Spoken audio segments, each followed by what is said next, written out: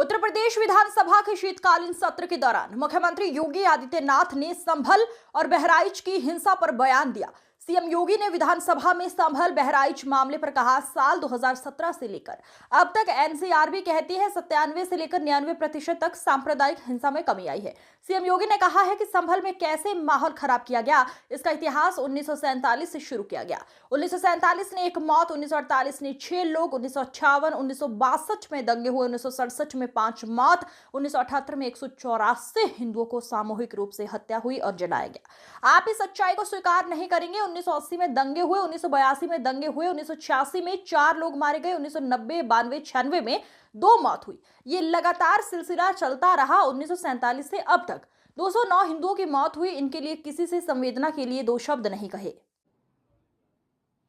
ये लोग कभी भी उन निर्दोष हिंदुओं के बारे में कभी 2 शब्द नहीं कहे। वहां पर 1978 में जो दंगा हुआ था, महोदय, किस प्रकार की स्थिति थी। एक वैश्य जिसने सबको उधार दे रखा था पैसा, और उस बात को मानता था कि साहब मैं तो सबको पैसा देता हूं, मेरे यहां तो सब व्यवसाय के साथ जुड़े हुए हैं। अगल बगल के हिंदू दंगा होने के बाद उनके घर में इकट्ठे होते हैं। इकट्ठा होने के बाद उनको घेर लिया जाता है। घेरने के बाद वो बोलते हैं, भाई आप हमें क्यों घेर रहे हैं? कहा जाता है, नहीं, क्योंकि तुम इन हाथों से पैसा मांगोगे, इसलिए उनके हाथ काटे जाते हैं, फिर उनके पैर काटे जाते हैं, और फिर उनका गला रेंच करके हत्या होती है। ये लोग सौहार्द की बात करते हैं। शर्म नहीं आती इन लोगों को सौहार्द के बारे में चर्चा करने में। 1978 से जो मंदिर आज निकल रहा है, 1978 से इन लोगों ने कभी खोलने नहीं दिया उस मंदिर को, जो आज बजरंगबली का मंदिर निकल रहा है। जो वहां पर आज 22 कुएं किसने बंद किए थे? इन 22 कुओं को भी वहां पे बंद किया गया। और वहां का माहौल इतना तनावपूर्ण किसने बनाया था? ये पत्थरबाज कौन थे? एक भी गिरफ्तारी बिना साक्ष्य के नहीं हो रही है। और याद रखना, जिसने पत्थरबाजी की होगी, जिसने माहौल खराब किया होगा, उसमें एक भी बचने वाला भी नहीं है। एक भी नहीं बचेगा। हम माननीय उच्चतम न्यायालय के आदेश का पालन करते हैं, सम्मान भी करते हैं। और क्या संविधान को आप मान रहे हैं? क्या आप लोग संविधान के प्रति सचमुच वचनबद्ध हैं? मैं तो धन्यवाद दूंगा माननीय अध्यक्ष जी को इस बात के लिए कि आज उन्होंने संविधान की मूल प्रति यहां पर दी। बाबा साहब भीमराव अंबेडकर जी ने 26 नवंबर 2049 को जिस संविधान को बनाकर के देश को सौंपा था, उस मूल संविधान की प्रस्तावना को एक बार पढ़िए। मौलिक कर्तव्यों के बारे में, मौलिक अधिकारों के अध्याय के चित्र को देखिए। अलग अलग उन आर्टिकल के उस पृष्ठों का अवलोकन करिए। आपको उसमें राम भी नजर आएंगे, कृष्ण भी नजर आएंगे। लंका दहन के उपरांत बजरंगबली भी नजर आएंगे। ज्ञान का उपदेश देने वाले बुद्ध भी नजर आएंगे। भारत की समृद्ध परंपरा का दर्शन आपको उस संविधान में मिलेगा जो बाबा साहब भीमराव अंबेडकर ने दिया था। लेकिन उस मूल संविधान में कहीं भी धर्मनिरपेक्ष या पंथ निरपेक्ष या फिर समाजवाद शब्द नहीं है। और ये आप सबकी आंखों को खोलने वाला होना चाहिए। आप लोग संविधान में बदलाव की बात करते हैं। जिन लोगों ने संविधान का गला घोंटा, उनका पिछलग्गू बन करके केवल सत्ता हथियाना चाहते हैं, जनता की आंखों में धूल झोंकना चाहते हैं।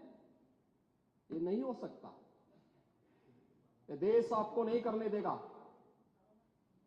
और वह प्रति आपको दी गई है, आप उसका अवलोकन करिए। और मैं नेता विरोधी दल को इसलिए बोलना चाहता हूं, बुद्ध ने करुणा और मैत्री का संदेश उस कालखंड में दिया था जब विदेशी हमले होने शुरू हो गए थे, लेकिन उससे पहले राम ने कहा था, निस्सरहीन करो मही भुज उठाए प्रणकीन। उससे पहले भगवान कृष्ण ने भी कहा था, परित्राणाय साधूनाम विनाशाय च दुष्कृताम। और हम तो राम और कृष्ण को ही मानते हैं, बुद्ध पर विश्वास करते हैं, उन्हीं को आदर्श मान करके हम लोग कार्य करते हैं। शासन पद्धति एक भी इंच इधर उधर नहीं करते इसकी जगह। और इसीलिए मैं आपसे कहने के लिए आया हूं, संभल की घटना या कुंदर की कीजिए, जैसे ही आपके खटाखट की असलियत सामने आई, जनता ने कहा सपाचक। उपचुनाव में 9 में से 7 तो भारतीय जनता पार्टी और एनडीए गठबंधन जीता है। और यही नहीं, सीसामऊ और करहल, याद करिए 2022 में समाजवादी पार्टी ने करहल में 70,000 से लगभग 67,000 से जीती थी। इस बार वह मात्र 13-14,000 तक आ गई है। और भी चच्चू थोड़ा वहां पे कृपा कर लिए, नहीं तो वहां भी सपा चढ़ तय था। अगली बार होगा, अगली बार होगा चच्चू, अरे आप चिंता मत करिए, अगली बार नहीं रहे, बहुत ज्यादा रहे। अगली बार। सीसामऊ में भी बाल बाल बच गए, और इसलिए इस बौखलाहट में कि कुंदरकी में लोगों को अपनी जड़ें याद आने लग गई हैं। अब आपने देखा होगा उन लोगों के वक्तव्य को, डिजिटल मीडिया में थोड़ा अवलोकन करिए और देखिए वहां पे जब लोग चिल्ला चिल्ला के बोल रहे हैं कि इन विदेशियों से पिंड छुड़ाना है,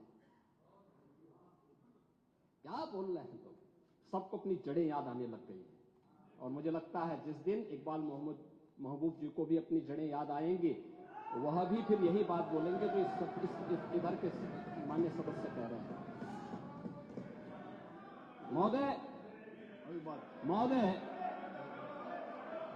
मैं उनसे कहूंगा कि एक बार बाबरनामा का जरूर, बाबरनामा को जरूर पढ़ें।